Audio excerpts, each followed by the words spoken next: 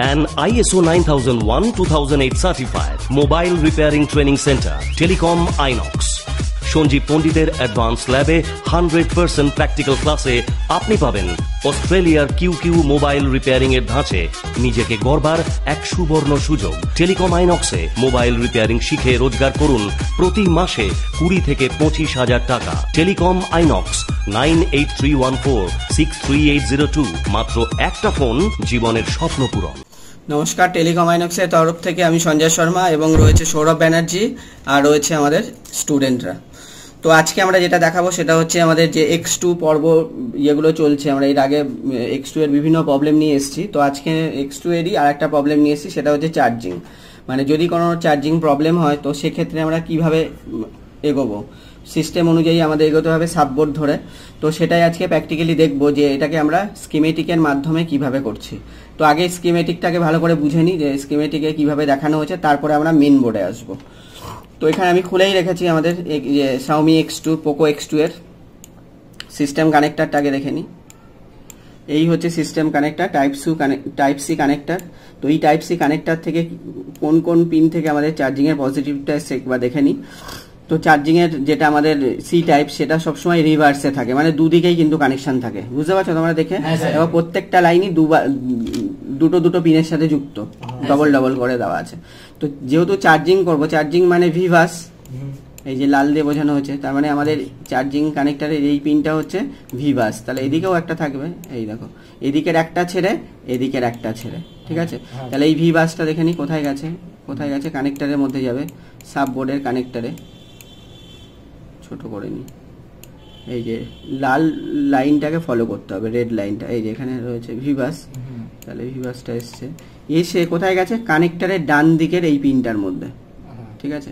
সবসময় এটা মনে রাখবে, যে কোনো সাববোর্ডেরই কানেক্টারের মধ্যে দু সাইডে যেই পিনগুলো থাকে, এই যে এই দিকের একটা আর এই দিকের একটা প্লাস হবে একটা মাইনাস, মানে চার্জিং এর প্লাস মাইনাসের সাথে কিন্তু যুক্ত থাকবে, হতে পারে এই দিক বা হতে পারে এই দিক। যেমন পোকো X2, তার মানে এর কোনটা আছে, ডান দিকের পিনটা, তার মানে আমাদের এই পিনটার মধ্যে রয়েছে, এটা বোঝা গেল। এটা তাহলে বুঝলাম আমরা সাববোর্ডে। এবার আসছি মেন বোর্ড। মেন বোর্ডটাও আমি বার করে রেখে দিয়েছি এখানে, এই যে মেন বোর্ড। তাহলে মেন বোর্ডে যেটা হচ্ছে মেন বোর্ডের সিস্টেম কানেক্টর, যেটা পাতা মানে সাববোর্ড থেকে মেন বোর্ডের সাথে পাতা দিয়ে কানেক্টেড করা থাকে।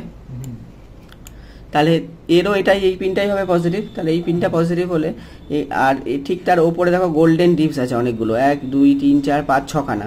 তার মধ্যে মিডিলে যেটা একটু বড় আছে সাইজে, ঠিক আছে, এটার সাথে আমাদের এই পিনটার সাথে সরাসরি যুক্ত। আর কি যুক্ত আছে, ঠিক তার নিচে দেখো দুটো ক্যাপাসিটার আছে, এই দুটো ক্যাপাসিটারও কিন্তু এর সাথে যুক্ত আছে। অনেক সময় দেখা যায় এই ক্যাপাসিটার যদি শর্ট হয়ে যায় প্লাস মাইনাস, সেক্ষেত্রেও কিন্তু চার্জ হবে না মোবাইল, ঠিক আছে। এবার চলে আসছি যে আমাদের এই পিনটা থেকে এবার কোথায় গেছে। তাহলে আমরা এই গোল্ডেন টিপসটাকে ফলো করি, এই যে এই দুটো ক্যাপাসিটার থেকে এবার এদিকে এসছে, এই লেখাগুলোকে বড় করলে বুঝতে পারবো ভিভাস কোনটা এটা। তাহলে এই যে রেড লাইনটা ফলো করতে হবে, ঠিক আছে। আমাদের এই ভিভাস কোথায় এসছে, এইখানে একটা ক্যাপাসিটার আছে এবং ওপরে একটা আইসি, এটা হচ্ছে চার্জিং আইসি, ঠিক আছে।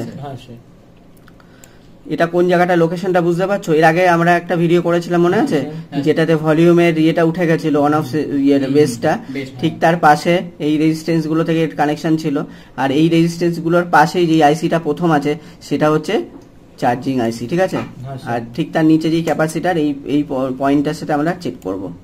আর এটা হচ্ছে অডিও আইসি, এটাও আমরা এর আগে ভিডিওতে দেখেছিলাম অডিও প্রবলেম হলে কি করব। তো এবার আমরা আসবো বোর্ডে গিয়ে দেখবো এই যেটা আমরা দেখলাম আমরা স্কিমেটিকের মধ্যে, এইটারই প্র্যাকটিক্যাল আমরা মাল্টিমিটার দিয়ে মেপে এবার বোর্ডের মধ্যে দেখে নেবো। তো চলো দেখা যাক। তো আমরা যেটা স্কিমেটিক ডায়াগ্রামে দেখলাম এবং কম্পিউটারে বর্ণনীয়র মাধ্যমে দেখলাম যে পোকো X2 ফোনের কি করে চার্জিং এর ডায়াগ্রামটা মাপছি। তো এখানে দেখুন আমাদের কাছে কিন্তু খোলা হয়ে গেছে হচ্ছে পোকো X2। এখানে রয়েছে হচ্ছে সাববোর্ডটি এবং এখানে রয়েছে হচ্ছে মেন বোর্ডটি।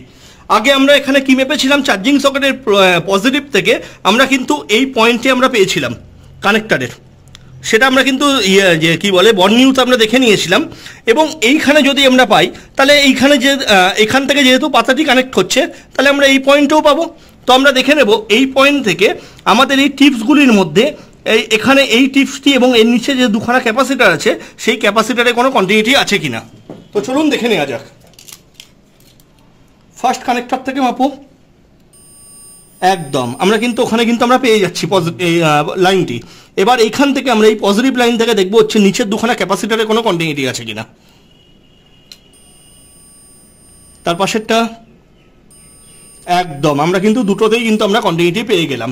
এইবারে এই লাইনটা আমাদের কোথায় গেছিল? এই লাইনটি আমাদের গেছিল হচ্ছে এই পয়েন্ট থেকে ডাইরেক্ট এই পেছনের এই চার্জিং আইসির পাশে যে দুখানা ক্যাপাসিটার আছে এই দুখানা ক্যাপাসিটারে। তো আমরা দেখে নেব হচ্ছে ওই টিপস থেকে আমাদের এই ক্যাপাসিটার অবধি কোনো কন্টিনিউটি আছে কিনা। তো আমরা চার্জিং এ যে পজিটিভের টিপসটি সেখানে আমরা একটা মাল্টিমিটার ঠেকিয়ে নিয়েছি, মাল্টিমিটারে একটা প্রোব এবং আরেকটা প্রোব দিয়ে আমরা দেখবো হচ্ছে তার ঠিক অপর সাইডে যে কম্পোনেন্টগুলোই আছে, মানে চার্জিং আইসির নিচে যে দুখানা ক্যাপাসিটার আছে সেই ক্যাপাসিটারে কোনো কন্টিনিউটি আছে কিনা।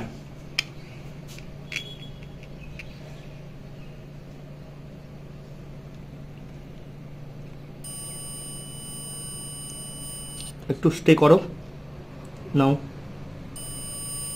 একদম আমরা কিন্তু ক্যাপাসিটারে কিন্তু আমরা কন্টিনিউটি পাচ্ছি। তার মানে এখানে কিন্তু চার্জিং আইসি অবধি কিন্তু ইনপুট পুরোপুরি ঠিক আছে। কত ইজিলি কিন্তু আমরা বর্নিউ থাকলে কিন্তু আমরা কত ইজিলি এই জিনিসটাকে আমরা মেপে নিতে পারলাম। তো এইভাবেই আমাদের ক্লাস চলতে থাকবে। তো আপনারাও দেখতে থাকুন, সবাই ভালো থাকবেন, সুস্থ থাকবেন, নমস্কার। ভিডিও ভালো লাগলে সাবস্ক্রাইবার অপশানে ক্লিক করুন, তারপরে নোটিফিকেশন বেলে ক্লিক করুন। আমাদের নতুন নতুন ভিডিও আপনাদের কাছে পৌঁছে যাবে।